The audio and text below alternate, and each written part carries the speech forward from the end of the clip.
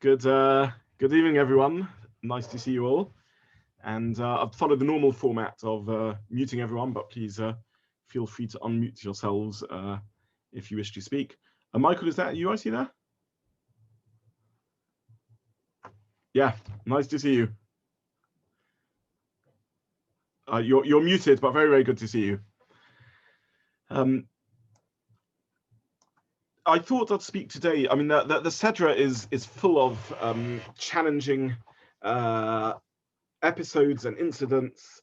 The relationship between Yaakov and Esav, the nature of Esav's personality, Yitzchak, Rivka. There's just so much going on that really one could discuss in the impossible moral and spiritual dilemmas they find themselves in. Yaakov being advised by Rivka to steal the brachas. A lot that's really happening. There's a lot to talk about, but for reasons that aren't entirely clear to me, when I was looking through the Parsha, I was struck by the pasuk that deals with Yitzchak's blindness, and I put the link to the source sheet on the side in the chat capacity. So if anyone doesn't have the short source sheet, they can download it. But the context of the pasuk that I wanted to look at is at the beginning of Perek Kaf Zayin. Vayehi ki Zaken Yitzchak, and it was when Yitzchak became old. Vatichena einov miros, his eyes became dimmed from seeing. Vayikras Esav beno hagadol vayomer of beni vayomer of hineni. His eyes became dimmed.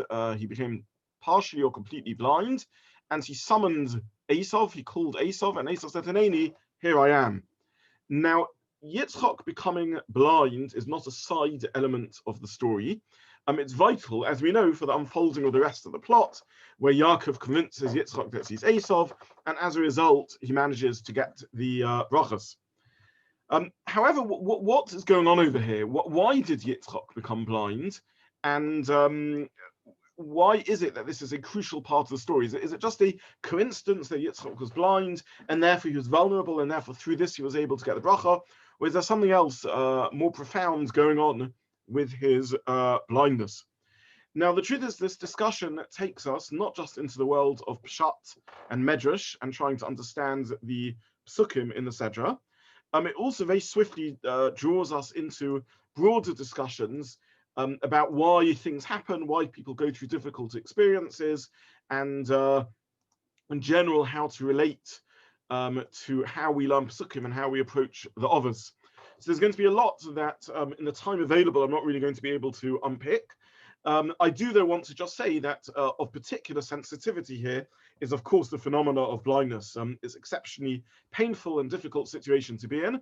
And part of the story of the Sedra and Chazal's comments are around acknowledging that and recognizing how difficult this is.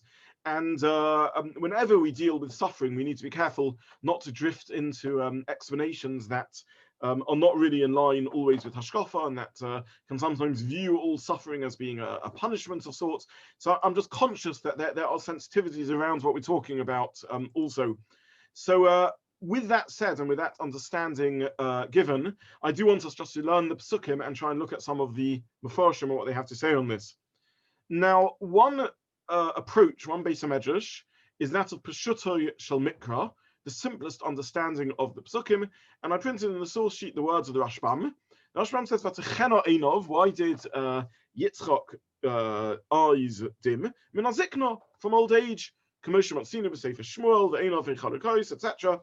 We find this elsewhere in Nach. Indeed, we find it with Yaakov himself, with Yitzchak's own son as he gets older. People age, and sometimes their eyesight fails. We don't need to seek deeper explanations. So says the Rashbam, the grandson of Rashi and one of the masters of Pshuto Shel Mikra. Rashbam in his commentary isn't interested in exploring Midrashim. He just wants to learn Pshat in the pasuk. Other Mefarshim also go with this, and I didn't print all of them, but one Mefarsh I printed was Rabbi Avraham ben Harambam. I think I've mentioned the figure of Rabbi Avraham ben Harambam before in the context of this shiur. The Rambam, obviously the more famous father, but the Rambam had a son who was a very great man, considered by the members of his generation as being almost as great as the Rambam himself, Rabbi Avraham, the son of the Rambam. And he wrote a commentary on the Torah, which is a very important one, particularly because it helps us know how his father might have learnt psukim. Rabbi Zobin, the son of the Rambam, was heir to the tradition of many of his father's ideas, and it helps us often understand the psukim. This commentary was written in Arabic and was not really accessible for many generations. In the last century, it was translated into Hebrew from the Arabic by Rabbi Ephraim Wiesenberg, by Rabbi Ephraim Wiesenberg, from a manuscript found in the Sassoon Library. And Rabbi Zobin Rambam says, again, the simplest explanation: why did he lose the capacity of eyesight? Same as we find with many others, including Yaakov and Achia, that they grow old and this happens. And he says the only figure we find where it mentions particularly that this didn't happen is the master of the prophets, Adon HaNeviim, which of course is a reference to Moshe, where we're told that Moshe grew old and didn't go blind. This is Moshe Rabbeinu, who's an exception to the normal effects of nature. He is above and beyond the normal events of nature, and therefore his status as a prophet means that the normal effects of old age don't occur to him. However, this is an exception. This is Moshe. Now, we're going to see shortly that many of the more midrashically inclined Mefarshim take a very different approach. Why would they take a different approach? I mean, after all, what's simpler than explaining old blindness as a result of a natural phenomena of old age? Why would they seek more complicated midrashic explanations? Well, one answer is from the context of the story. Since it seems such a vital part of the story, is it just coincidence that Yitzchak went blind? This is one way of understanding it. The Halachic Dover, who I printed on page 1, from the Netziv, Naftali Tzvi Yehuda Berlin, the Rosh Yeshiva of Volozhin, and a master of Peshat himself, but nonetheless one who also looks for a textual basis for the more less Peshat, more elaborate explanations of the Midrashim. He says that there's two reasons in Peshat why one may not be inclined to simply see this as a natural phenomena. The first is textual. His eyes grew dim from seeing. This is an unusual expression. Normally, Vatichena Einov contains everything that needs to be said. His eyes grew dim means he grew blind. What does it mean, Meira'ot, from seeing? The Medrash therefore understands this. Vatichena Einov, his eyes grew blind. Meira'ot, as a result of seeing, in other words, as a consequence of seeing. He saw certain things, and that led to the blindness itself. So, Vatichena Einov Meira'ot means the cause of him becoming blind are things that he saw himself. This is one textual nuance in the pasuk. In addition, the Netziv points out that actually Yitzchak wasn't so old. It's rather strange if we think the explanation of his blindness is his old age. In fact, we know he lived another 60 years after this event occurred, and therefore to assume he grew old, and that's what's going on over here, is a little difficult. Reb David Tzvi Hoffman, who was a very important Rav and Posek and educator in Germany about half a generation after Samson Raphael Hirsch, he has a Perush on the Torah. He's also a very important Posek. He says that perhaps the sequence of Pesukim is because Yitzchak aged a little prematurely, or perhaps he felt old. His dimming of his eyesight explains his fear of imminent death. In fact, this is the sequence of the Pesukim. Yitzchak sees himself growing old, he sees himself going blind, and he summons Esav. In other words, his mind is going already to his mortality, to his legacy, to his desire to ensure the next generation has what it needs, and therefore moves to giving brachas. So this is a different considerations, if you like, around whether there's a way in Peshat to explain what was happening over here. However, there are at least two Mefarshim, and maybe more, if we have time to see them, who understands Yitzchak's eyesight dimming as being a punishment, or perhaps more accurately, a consequence of decisions or behavior that Yitzchak had engaged in. And here we will look at the words of the Sifano and the words of the Das Zakenim. Sifano, 15th century Italian doctor and Rav. The Das Zakenim, the generation of the grandchildren of Rashi, who are the authors of Tosfos, better known for Tosfos. And look at what they say. The Sefano says, "Vatechena einov," his eyes became dim. Kamosha korale Eli, so he makes a comparison to Eli. Eli was a Kohen Gadol, the generation before Shmuel, whose sons were corrupt leaders. They abused a power and didn't behave in a manner that was appropriate for the sons of the Kohen Gadol, the sons of Eli. And with Eli, we are told that Eli also, Vatechena einov, or actually different language, his eyes also were unable to see. And the Sefano says this is a consequence of him not protesting his children's improper behavior. In other words, by implication, a comparison to Yitzchak too. Yitzchak, after all, has a son, Esav, and yet what does Yitzchak do to his son Esav? He quite literally turns a blind eye to his misbehavior, and therefore, in turn, he is blinded. Now, whether this means as a punishment or as a consequence, a sort of a physical expression of an internal spiritual failure, the Sefano is being critical here of Yitzchak and saying that as a result of this internal failure, whether it's a punishment or a consequence, Yitzchak also, Vatechena einov, his vision becomes blurred. So says the Sefano in his explanation of these psukim. The Das Kelim, the Tosfos, says a different explanation. He says, "Vatechena einov miros," on page 2, "Mishum she'ahav Esav gitzayid bepiv v'ksiv ki hashoichad yave eini chachamim," etc. The Sefano, the Das Kelim understands that that he is punished or faces this consequence as a result of accepting bribes of sort. He allows his relationship to Esav, to sway his judgment. He is blinded to Esav's failure because of Esav feeding him hunted food. Kitzayid bepiv. Esav feeds him food in his mouth. And here we get to the pasuk in Bereshis Kaf Hey, which is really a crucial pasuk in this discussion. And the pasuk says, "Vayehav Yitzchak as Esav." Yitzchak loved Esav, kitzayid bepiv, because he hunted with his mouth. The Rivka Eheves as Yaakov, and Rivka loves Yaakov. Now, this pasuk has an enormous amount to unpick from it, but certainly several of the Mefarshim, including the Das Kelim and including Reb Samson Raphael Hirsch, see this pasuk as critical of Yitzchak. There's a lot to unpick in this pasuk. First of all, we see that Yitzchak loves Esav for a reason.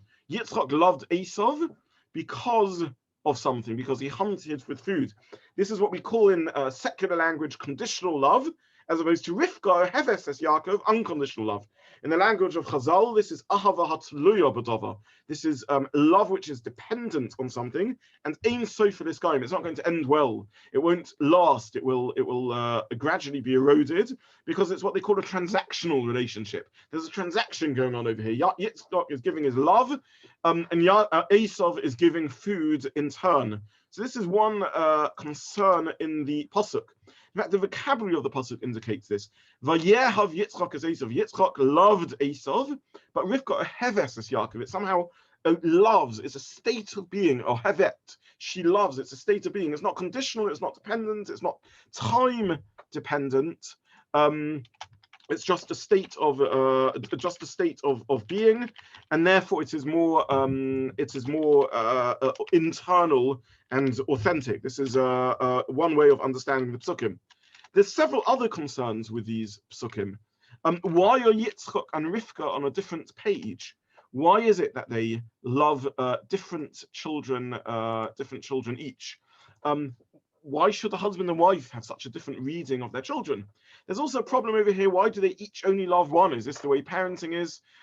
If one has several siblings or several children, is it indeed the case that one has a sort of limited capacity for love, and it's a zero-sum game, and if one loves one, then the other one is limited? So all of this is indicating, like the Das Kelim says, that something is going wrong, very wrong over here. And this is one way of reading these psukim. So this is a separate this is a concern over here. There is, by the way, another way of understanding this pasuk in a way that's less critical of Yitzchak. And here we really need to turn to the next source, which is Perek Kaf Hey, pasuk Kaf Zayin, chapter 25, pasuk 27, where it says that the pasuk before the one we just read, Vayigdalu Hanorim, the lads grew up. Vayihi Esav Ishir Deyat Sayed. Esav was a cunning hunter, Ishsodeh, a man of the field, and Yaakov Ishtam Yoshev Ohalim. Yaakov was an Ishtam, a quiet man, a perfect man, who dwelt in tents. Now, Rashi comments on a strangeness in the language of the pasuk.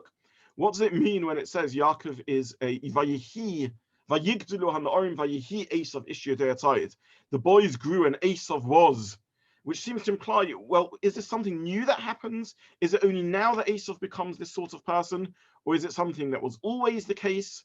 So Rashi picks up on this language, and he says very powerful words. Kol zaman shoyukatanim lo hayu nikorim b'maaseim.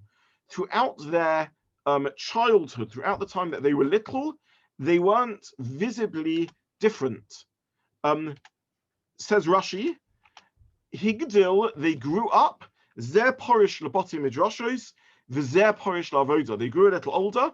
This one set out to the Beit HaMedrash, and this one set out to Avodah Zarah. Now, we could read this psukim and say that Rashi is simply saying that their difference between them wasn't visible until they grew older. However, Hirsch takes this in a very different form. And I printed Reb Samson of Hirsch's words in source 3 at the end. It's a very lengthy piece. I only wrote a small part of it. It's a translation, obviously, of his original German. And he is strongly critical of Yitzchak and Rivka and the way they reared their children. And he said, had they noticed and paid more attention to the difference between Yaakov and Esav? What do you mean the boys grew up and only at that point did it become apparent the difference between them? There's no such thing. If one pays sufficient attention, of course one will see the difference. And therefore Hirsch sees this as a failure. And obviously he says even the great others who are absolute paradigms and role models of us of behavior, the Avos and Imos, the founding fathers and mothers of our people, tzaddikim, who we are but the dust under their feet. Nonetheless, the Torah doesn't want us to build a model of infallibility. It doesn't want us to think that these are figures who are absolutely perfect. Chazal, the Torah itself, are perfectly capable of criticizing the Avos where need be. And this is a failure in the Avos, to say that Esav and Yaakov grew up and no one noticed the difference. That is a failure. And he finishes off and he said, had they recognized the difference, who knows how different history could have been. Maybe Esav wouldn't have turned out as an Esav. Now, in this reading of the Psukim, Yitzchak's relationship to Esav is problematic. It's difficult. It's not an ideal. Yitzchak loves Esav because he has hunted with his mouth. This is an Ava Hatluya B'Dov. If we go back to page 2, pasuk 28, source page 25, pasuk 28. Yitzchak loves Esav because of the food he's hunted. This is an Ava Hatluya B'Dov. There is another alternative explanation, which is less critical of Yitzchak, which says that Yitzchak was aware of Esav's materialism. He was aware of the personality of Esav. What do you do as a parent when you have an Esav as a son? When you have a son who isn't of the same league as one would want them to be, isn't of the same league as their brother, as the home of the others demands? How does one deal with such a child? And the answer is one needs to focus on that which is good in them. One needs to see that which is positive in them. And therefore, says the alternative reading, Vayev Yitzchak es Esav kitzai b'piv. Rivka oheves es Yaakov. Rivka loves Yaakov. That's passive, that's easy, that's natural, because of course a Yaakov is the lovable son. But Vayehav Yitzchak is more active. Yitzchak has to work on himself in order to be able to love Esav, and he channels and tries to channel and tries to see the good in Esav, and tries to take Esav's energy and forcefulness and materialism and lust for and zest for life and channel it in a good way. And that's why he turns to Yitzchak, Esav, and says, sends me, go and hunt for me, in order to get a bracha. It's Yitzchak trying to use that which is in Esav for the good, and trying to make that which is all else being equal negative into a positive by giving it a chance for kibbutz of the aim, and trying to draw something positive out of it. So this is the alternative reading in the pasuk, that Yitzchak here is trying to build a relationship with Esav. What's interesting here also is the divide between Esav and Yaakov in how they deal with in between Yitzchak and Rivka, and how they respond to their children. And here we get to a very interesting source in the Mefarshim that picks up on the pasuk that describes their first meeting. Perek 24, pasuk 64, Perek Kafdalad, the end of Perek Kafdalad. V'tisa Rivka es eineha, v'teiras Yitzchak, v'tipol me'al hagomel. This takes us back to last week's Sedra, the first encounter at the bottom of page 2 between Yitzchak and Rivka. And Rivka lifts up her eyes, she sees Yitzchak, and she falls off the camel. Why does she fall off the camel? Says the Netziv, Rivka looked up and saw Yitzchak. What was Yitzchak doing? Losuach basodeh. He was meditating in the field. What does a Yitzchak Avinu look like when he's meditating in the field? Says the Netziv, he looks like a Malach Hashem. He looks like an angel of HaKadosh Baruch Hu. And Rivka falls off the camel from fright. She doesn't know who he is, what he is. And the pasuk carries on and says, she took a veil and she covered her face. And the Netziv says, metaphorically speaking, she wore this veil her whole life.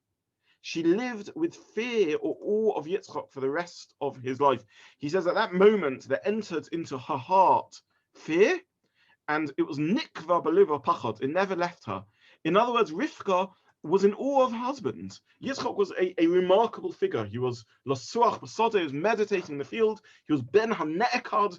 He was the sacrificed child. He was pachad Yitzchak, as I think we spoke about. I didn't speak about it last week. Another year we spoke about this. He's the one that serves HaKadosh Baruch Hu through the midah of din, and he's aware of the awesomeness of HaKadosh Baruch Hu. Rivka is in awe of her husband. An incredible demonstration of the person Yitzchak was, but also not the best recipe for a communication in marriage. And that Tiv points out that throughout their marriage, we never find open discussion in the same way as we find with other others. For better or for worse, we find Rachel and Leah able to complain and tell off Yitzchak. We find Sarah telling off Avram. We find Avram telling off Sarah. We find conversation between them as takes place between spouses. Rivka and Yitzchak, we don't find that Yitzchak is able to say to Rivka is able to say to Yitzchak, what's going on? We don't find that they're able to discuss how they deal with an Esav and a Yaakov. On the contrary, we find a split. Each one determines a different way of educating them, a different way of appropriate relationship, who the right one to give to bracha is, and the only way Rivka can deal with it is by manipulating the situation. She isn't able to address Yitzchak directly in it. So this is another school of thought. The blindness of Yitzchak reflects a blindness, an inner blindness in his vision.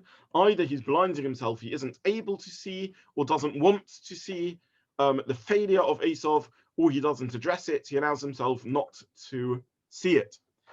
I want to conclude though with a beautiful comment of Rashi, who combines so many of these ideas together. And these are Rashi's comments on printed, I think, on the last page of the handout, on page 4. Rashi says as follows. He gives 3 explanations as to what happened. He says either Yitzchak was blind by the smoke that the wives of Esav were offering up as smoke and incense to idols. One explanation of Rashi. The second explanation of Rashi is that when he was bound up on the altar, his father wanted to kill him. The heavens opened up. He saw the malachim, and they were crying and shed tears that fell on his eyes. Therefore his eyes dimmed. And the third explanation given is that all of this is in order that the story should happen and that Yaakov should be able to take the brachas. Now, we don't have time to discuss all of the explanations of Rashi. I've printed a Maharal in his commentary on Rashi who discusses this, but I'll just use the couple of minutes available to point out the depth of what Rashi is telling us over here.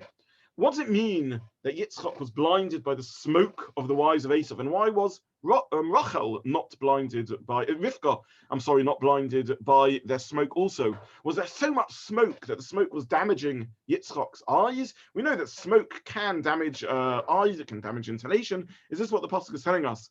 And one idea here is really a continuation of the previous theme. Yitzchak is eyes dim because he is unable to see. He can't see what's going on. Yitzchak is a figure. Most people don't become blinded by the sight of Avodah Zarah. But Yitzchak is Pachad Yitzchak. He's the Ben HaNekad. He's the one who is the midah, the quality of din in serving HaKadosh Baruch Hu. He sees not the chesed that Avram sees in creation, but beyond the chesed, the responsibility that imposes on us. There's a development that takes place here. Avram stands in awe of the chesed of the world. Yitzchak sees that chesed and he says, wow, but what a heavy weight this imposes on me. Everything in the world has to be utilized for the correct purpose. Yitzchak can't see, he's blinded by Avodah Zarah. Avodah Zarah is a wrenching away of the world from its purpose. Instead of seeing everything in the world, the sun and the moon and stars and the forces of nature, as reflecting HaKadosh Baruch Hu and as being owed back to him in return, Avodah Zarah, pagan worship, sees these as independent forces. Yitzchak can't see Avodah Zarah. This is the first explanation.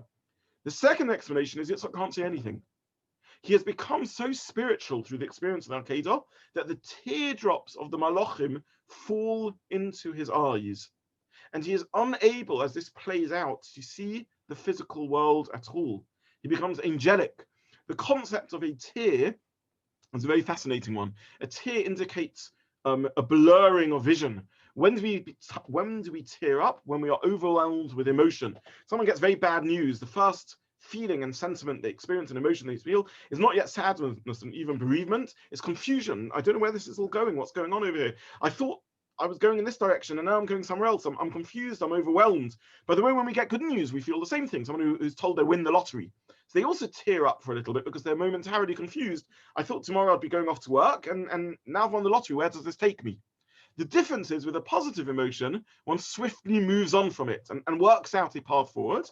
Whereas with a sad emotion, with bereavement, it obviously takes time to refine one's path and work out how to go forward with what one has experienced. Tears appear when there's a blurring of vision. The very meaning of the Hebrew word tear is dema, dema'ot, crying, and is also confusion.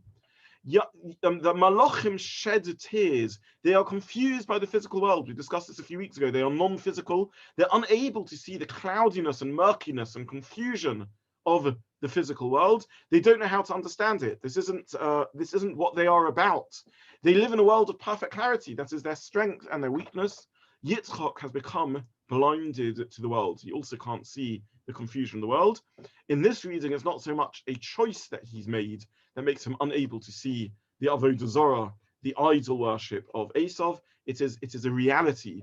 It's a consequence of being someone who has been through the Akedah and being molded and formed by that effect. So this is Rashi's reading the pasuk. When you go through an Akedah, this leaves you unable to see the complexities and pain of life. So this concludes some thoughts on the Sedra. I've rushed some of the ideas a little bit and would simply say that I've given extensive handouts. So please feel able to have a look at some of the other sources there, the Maharal and a few other ideas related to what we discussed. I want to use the second half of the shiur to continue with Makkeh BePatish. And as I promised last week, this is super halacha l'maisa. This is really, really practical. This is, of all the malachas, I was amazed as I began preparing this series of shiurim and relearning the halachas of Makkeh BePatish. I'd forgotten how many halachas are linked to this. So I want to spend a little bit of time talking about some of the rabbinic prohibitions connected with this Shabbos prohibition. So to remind ourselves, Makkeh BePatish is the prohibition against repairing on Shabbos, fixing on Shabbos, improving on Shabbos, or completing In any of those cases, when I complete a utensil or I fix it, I make it usable, I improve it, in all these cases I've transgressed the d'oraisa prohibition of Makkeh BePatish, even if nothing else I've done is a malacha, even if it's not a malacha in any other extent. Perhaps I merely snap apart two toothpicks or two chopsticks that are stuck together at a kiddush. I innocently break them apart. I've completed the keli and tragically transgressed a Shabbos malacha. This is the d'oraisa prohibition of Makkeh BePatish. Because of how common it is and because of how frequently one steps forward to Makkeh BePatish, there is a significant and large number of gezeros d'Rabbanon, of rabbinic decrees made in order to ensure that one doesn't edge close to Makkeh BePatish. And there's a whole realm of halachas that we are familiar with on Shabbos that actually draw their origin from this particular one of the 39 malachas. And the first one I want to discuss is that of music on Shabbos. Now, there is a gezerah d'Rabbanon, a rabbinic piece of legislation, not to play a musical instrument on Shabbos. And the reason for this gezerah is Makkeh BePatish. When one is playing, it is easy to, a string can snap, instruments can break, and one is immersed in the experience of playing the music, and one will accidentally come to fix it, and therefore Chazal were worried that one would transgress Makkeh BePatish, and therefore prohibited playing musical instruments on Shabbos. Now, there is a machlokus in Gemara as to the exact parameters of this prohibition. This is a Gemara in Eruvin which talks about this, and it discusses using a knocker on Shabbos, a door knocker on Shabbos. Now, a door knocker on Shabbos is, on the one hand, an instrument designed to make noise. On the other hand, the sound it makes is not that of music. And the Gemara therefore brings a machlokus whether using something, making noise, which is not musical, is a problem or not. Is it only music? In which case we need to discuss the parameters of music. What makes something music? What isn't music? The Gemara talks about the sounds of dripping water. People used to set up instruments which made some sort of pleasant sound by dripping music in order to relax themselves when they go to sleep. Is this called music or isn't this called music? I sometimes wonder when I hear some of the modern music whether it is called music or it's not called music.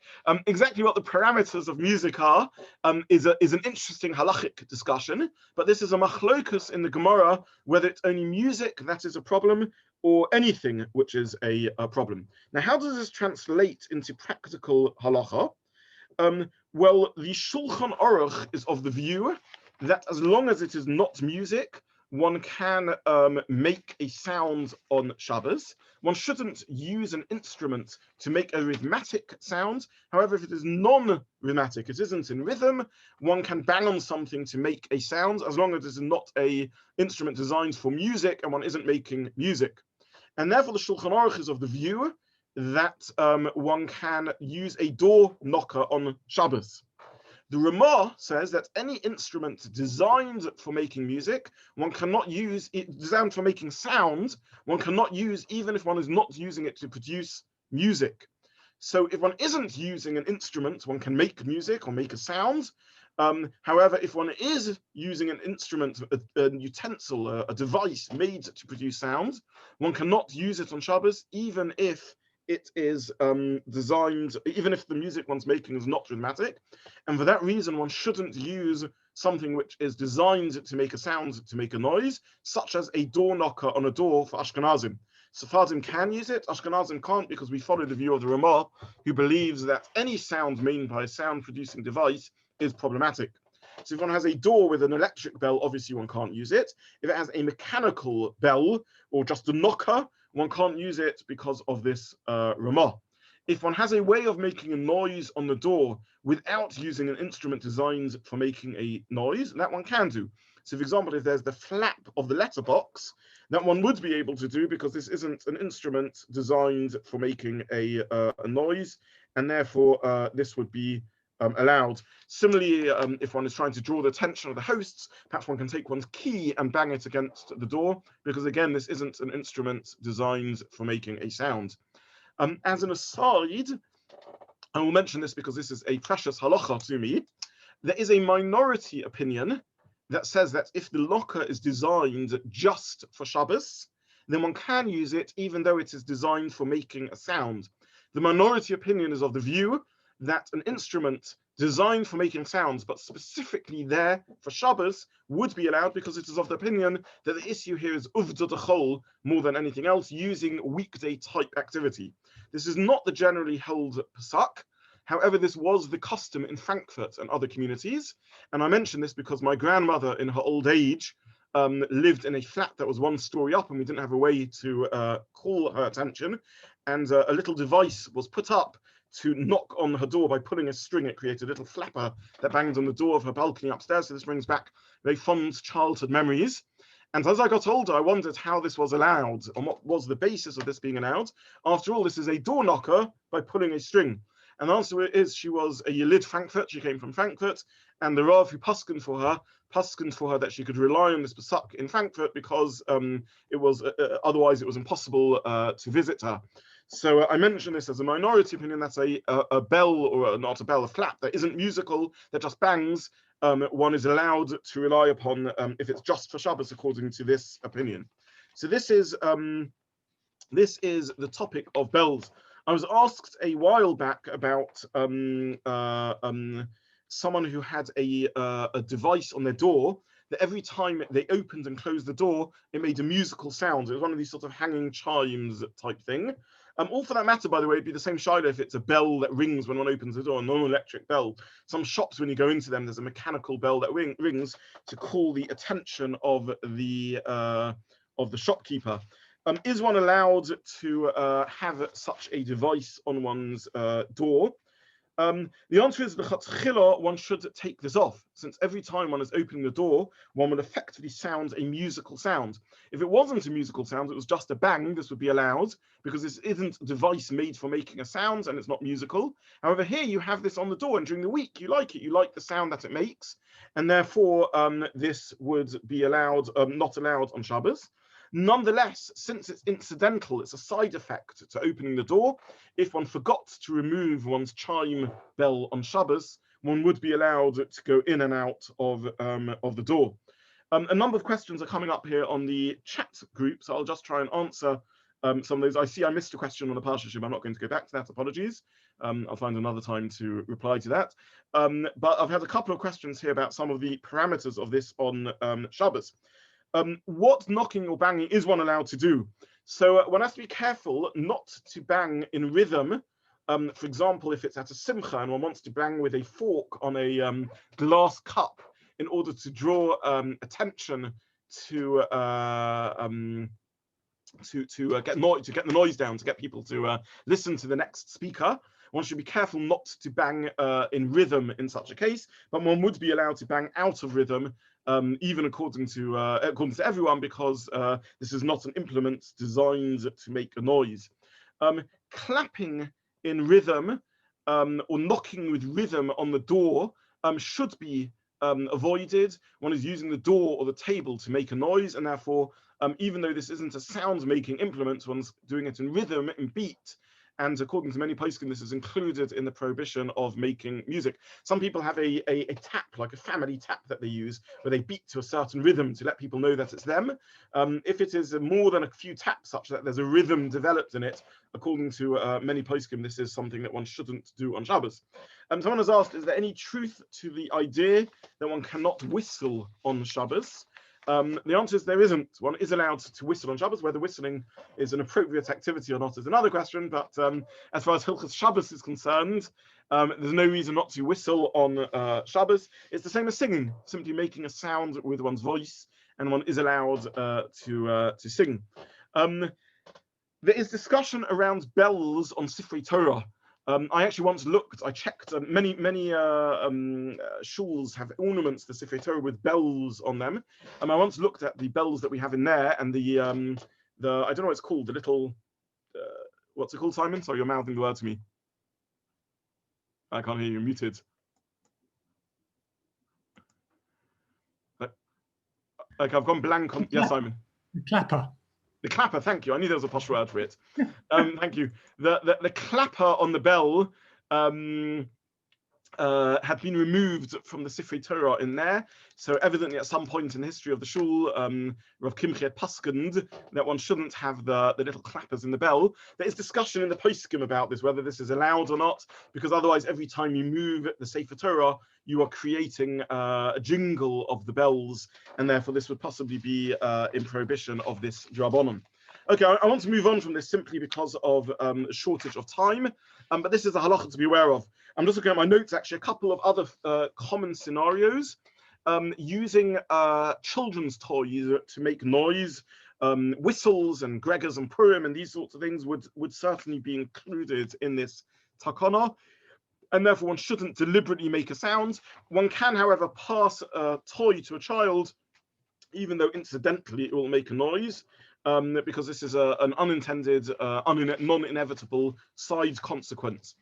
If one has a child who is in distress and the only way to calm them is to shake a light bell, tinkle with a bell or something like that, Rabbi Shimon Zalman Auerbach is of the view that this is allowed because the child is in distress, and he believes that takana against music was never made in a situation where it is evident that this isn't because of any deep appreciation of the music, it's just to calm a child down. So these are some of the other relevant, I think, topical halachic scenarios. Moving on now to another scenario, another Gezerah D'Rabbanan connected with Makkeh BePatish. Makkeh BePatish is completing a utensil, making the utensil usable. Said the Chachomim, said Chazal, toveling a utensil which is untoveled. We know that when we purchase a new utensil that hasn't been manufactured and sold by a Jewish storekeeper, it needs to be toveled. I think we discussed in the Halachic series two before Hilchos Shabbos, before we started Hilchos Kashrus. I think we did Hilchos Tevilat. We know one can't use a utensil that hasn't been toveled. Said the sages that toveling such utensil on Shabbos looks like Makkeh BePatish. It looks like one is completing the utensil on Shabbos, and therefore one should not tovel on Shabbos. This isn't a halacha that's relevant to the tevilah of human beings. So if a person needs to tovel, whether because of taras mishpacha or in the times of Chazal because of tum and tara, whatever it may be, this gezerah wouldn't apply because a person is not an object. One isn't completing a person by doing the tevilah. However, with an object, one is making the cup or the spoon usable by tevilah, and one cannot do so on Shabbos. What should one do if one's stuck? So there are several solutions that are given. The first solution is a limitation in this gezerah. And the limitation in this rabbinic decree is if one can tovel in a manner in which it isn't obvious that one is toveling, but rather it looks like one is merely filling the utensil with food, with water. So one can take a cup and dip the cup, immerse it in the mikveh, lift it out still containing water, and carry that water home to one's house. That would be sufficient, even though at that point one would then pour it down the sink, because it looks like one is merely transporting water. And in order to allow one not to be stuck on Shabbos, this leniency was built into the halacha.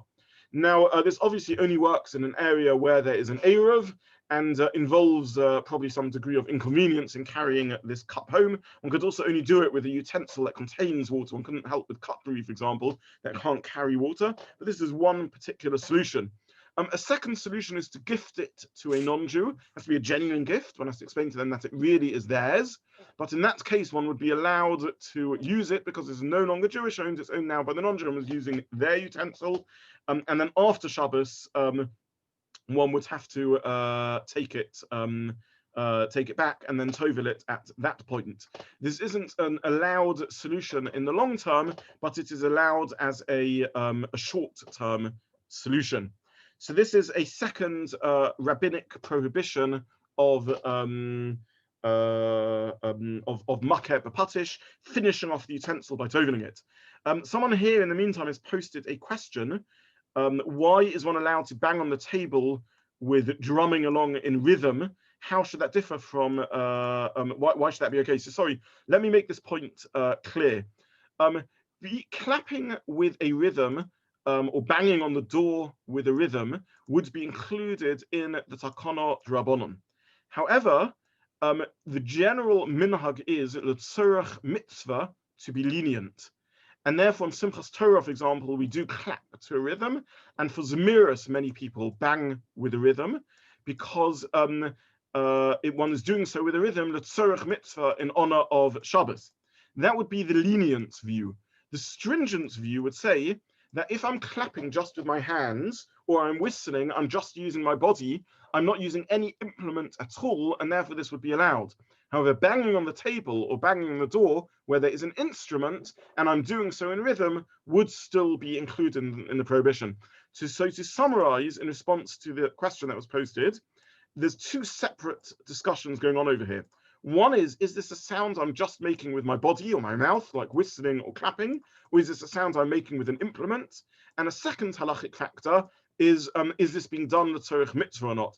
And basically these two factors explain the range of opinions that you've probably heard about clapping and banging on Shabbos.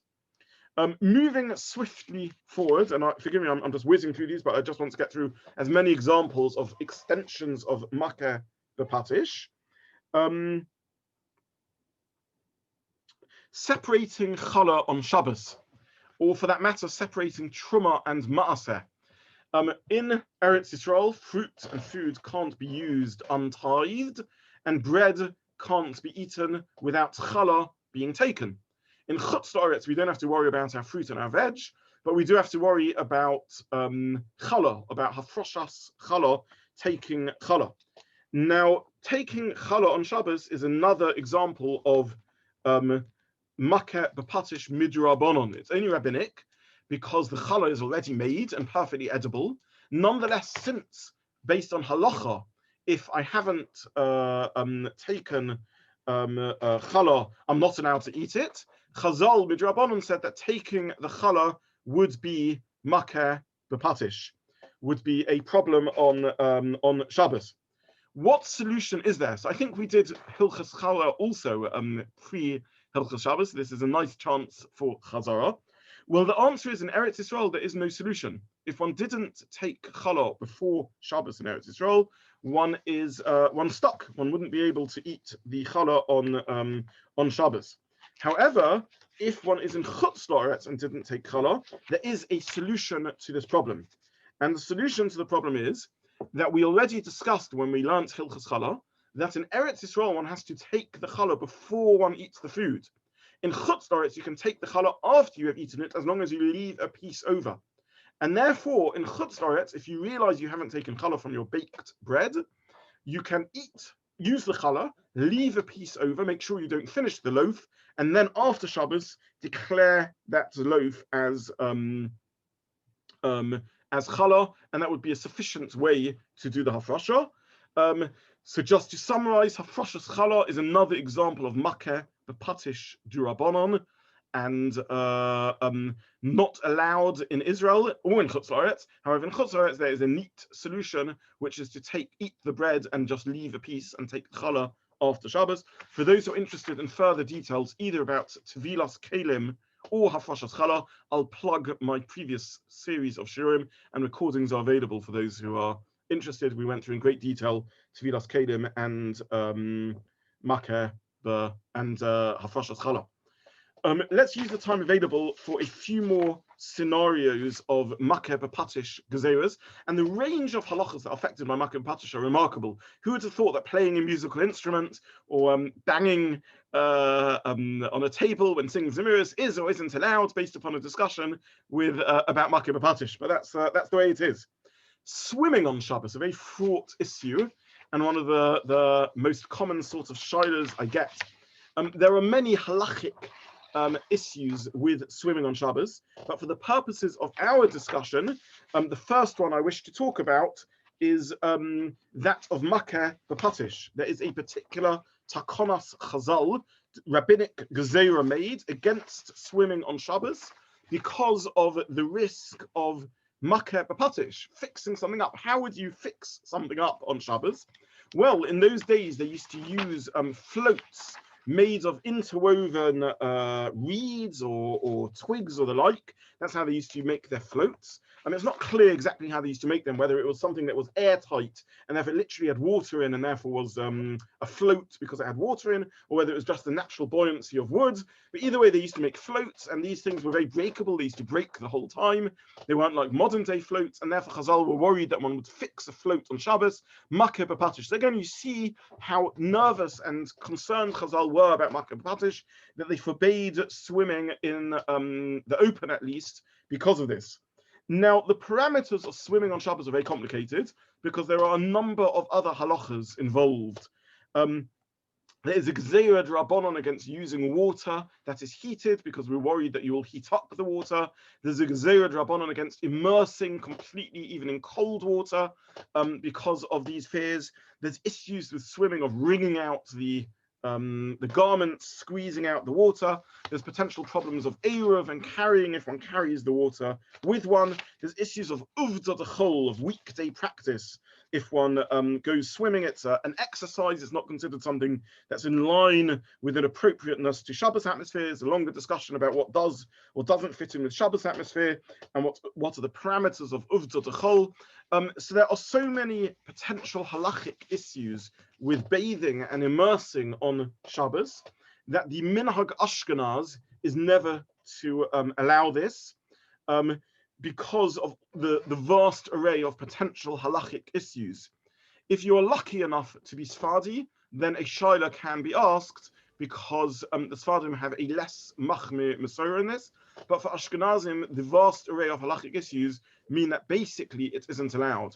There are rare cases of extreme heat or young children where a shaila can be asked even by an Ashkenazi, but in general, for Ashkenazim, one should not go bathing or swimming on Shabbos because of the variety of halachic prohibitions. One of the halachic prohibitions is this takana, where the reason for the takana wouldn't apply, but nonetheless the gezeira remains in place, which is Makkeh BePatish, the fear of fixing something that is broken. But as I said, there are many other halachic complications.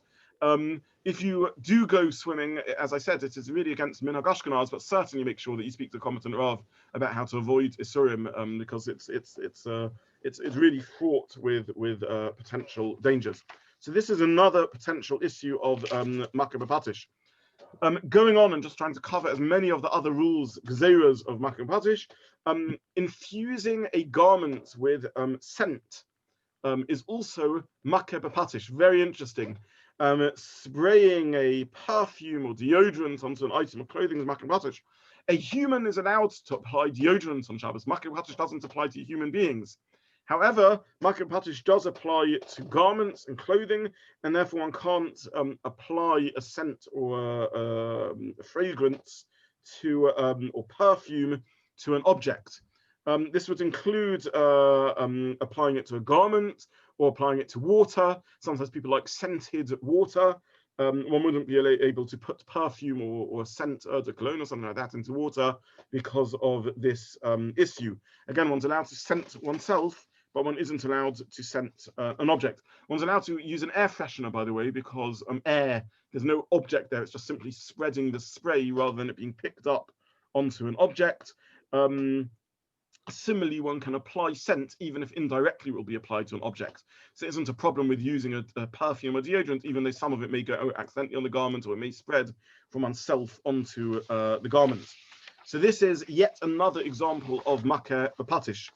The final example I think that we will have time for is folding clothing on Shabbos. You may well have seen that on Shabbos, some people do fold their tallis, other people don't fold their tallis. Some people deliberately do fold it on the folds, some people deliberately don't fold it on the folds, some people just crumple it up. What are the various basis of the various reasons whether one can or can't fold clothes on Shabbos? Now, the original source for this halacha is again a Gemara in Shabbos in Kuf Yud Gimel, Amud Aleph, in which the Gemara brings a tanud